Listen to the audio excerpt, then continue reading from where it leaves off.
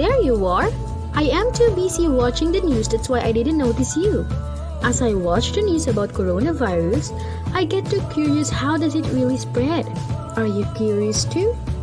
Well, why don't we jump now on our discussion? Let's go! We normally think that these pathogens are the mainly cause of an infectious disease. But did you know that these pathogens are only part of the factors of a communicable disease? The process is called chain of infection. But what is chain of infection? Chain of infection is a model that will guide us to understand the infection process. Each link of the chain should also be present for the infection to happen. Each link represents the step in the transmission. It involves the pathogen, reservoir, portal of exit, mode of transmission, portal of entry, and susceptible host. Let's discuss those links one by one. Pathogens refer to microorganisms that cause diseases. For easy understanding, it is also called as germs. We have different kinds of pathogens. The most common pathogens are virus, bacteria, fungi, and parasite. Reservoir refers to any living or non-living thing in which the pathogen may live. The pathogen can also reproduce in the reservoir. It can be in a form of human, animal, or an object. Portal of exit refers to where the pathogen gets out from the reservoir. In human body, the pathogen can escape from our nose, mouth, or break in the skin. Next is mode of transmission. It refers to the way the disease agent goes to another reservoir. Communicable disease can spread through direct transmission and indirect transmission. Direct transmission happens when pathogen transferred directly to another host. Direct transmission can be in the form of handshake, hugging, or kissing.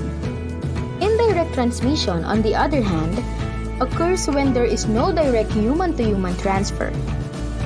It happens when the infected person transfers the infectious organisms through an intermediate object to a susceptible host. Indirect transmission can be in the form of object, air, or vector. Next link is portal of entry. This is where the pathogen gets inside the new reservoir.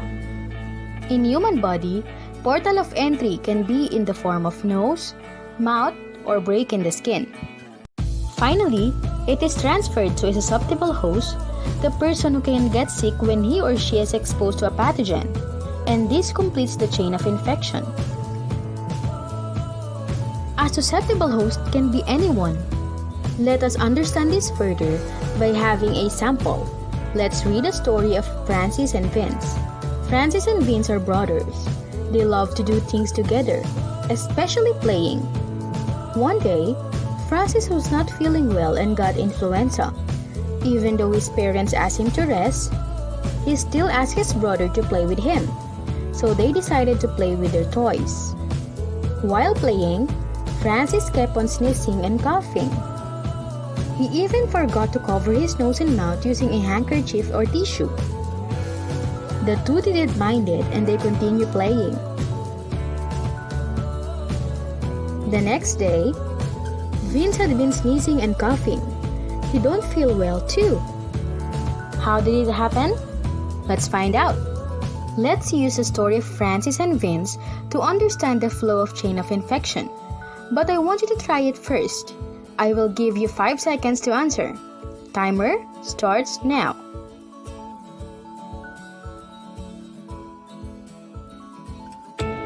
Let's check your answers. The first link is pathogen, and we all know that it refers to germs. Now, Francis had influenza, and influenza is caused by virus. So the pathogen is virus, not influenza. Influenza is the actual disease.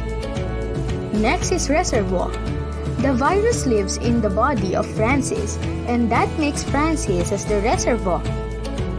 He kept on sneezing and coughing while playing, right?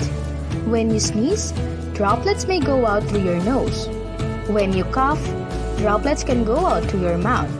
That is why it is important to cover your nose and mouth when coughing or sneezing.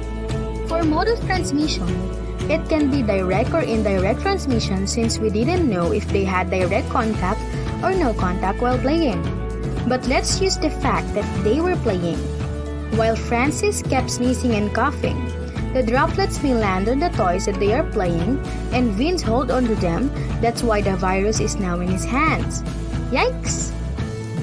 The virus may enter Vince's body through his nose, mouth, eyes, or break in the skin.